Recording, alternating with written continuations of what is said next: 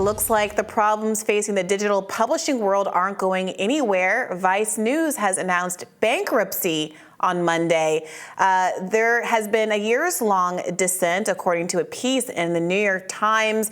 It seems as though a bunch of Vice lenders, including Fortress Investment Group and Soros Fund Management, are poised to acquire the company for about $225 million. The company was once valued at $5.7 billion, but like many similar media companies, they bet poorly, anticipating that the rise of media outlets like Facebook were going to funnel a large number of new young viewers to these more youth-centered media outlets. And as it turns out, it seems that the advertising model meant that companies like Facebook were able to capture all of the profit before the news companies could actually get a piece. So we're looking down the barrel of yet another collapsed news agency. Liz, what do you make of this one? I mourn the death of like old school Vice, but frankly, Vice has been garbage for like the last 6, 7, 8 years now. I think actually the failure of MTV News, which was publicized, I believe, last week, is something I've taken a little harder, because both Vice and MTV News, like back in like the 90s and even like the early 2000s, were more these like glorious bastions of like, at least Vice, like really interesting gonzo journalism, all kinds of basically little cub reporters out there just doing crazy crap with people and finding all these like weird niche subcultures and really immersing themselves in it. And I think by the same token, MTV News was really interesting because they always really put the music first. You know, it was definitely focused on politics and catering to a younger audience, but there was a subversiveness to both media brands really, really early on in their days. And I think at least for Vice, that really disappeared. It became much more sort of like gawkery, splintery, sensationalist, like lefty crap in a way that became a little bit boring and predictable. So I haven't really been interested in Vice for like the last 7 or 8 years. Maybe I'm just getting older, or maybe it's just like kind of crappy. So it makes sense that they're declaring bankruptcy. That's interesting. I mean, the New York Times piece details some of the substantive issues that Vice has faced. Apparently, there were a number of sexual harassment claims around 2017. What stands out in my mind is that co-founder of Vice, Gavin McInnes, left Vice and became the founder of the Proud Boys, which kind of made a lot of people question what the politics of Vice really were, to the extent that it had a reputation of being left-leaning. Here was one of its co-founders being very much right-leaning, and there was a period of time around the early Trump era where they had done an investigation, a series of interviews with the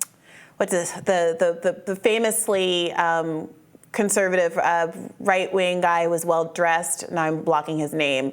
But the fact that they seem Milo to be... Yiannopoulos? No, he's straight and clean cut and no frosted tips. I'm doing a brain freeze. I'll Google it in a second. They definitely have done a lot of interviews with like militias and Steve Bannon, Milo Yiannopoulos. Like my friend Michael Moynihan, who was working for Vice's documentary wing, very much not in any way agreeing with these people, but very much like sat down for interviews and did a lot of investigative reports with these folks. Maybe it was Richard Spencer. I remember that they got a lot of pushback for doing an almost, some people characterize it as flirty interview. I don't know that that's necessarily fair to the reporter, but and so there is this kind of ideological confusion about, you know, is it actually a left-leaning site that is trying to understand the Trump moment that we were in back then, or was there something left in the DNA from Gavin McInnes that was still there and that led people who thought it was a left-leaning site to not trust the site as much anymore? I'm not sure.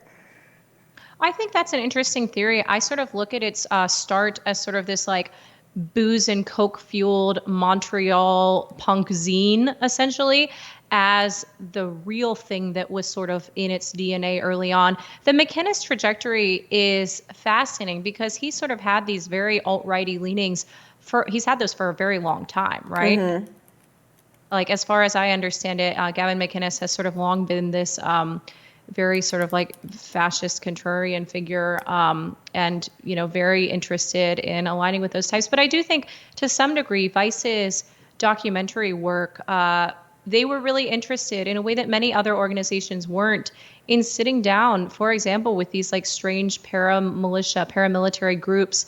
I recall an investigation specifically with one in Georgia, I believe, where it was interesting, them attempting to sort of actually go and interview and talk to these people that, circa 2015, 2016 were a big part of what people were concerned about with the rise of Trump. And I think there's something very valuable about that sort of shoe leather reporting of going and actually interviewing these weird subcultures that the rest of us don't really understand. Yeah. But, Vice has a ton of different divisions that are all completely disparate from each other. And it seems as though perhaps there was even internal disagreement as to what type of place they wanted to be.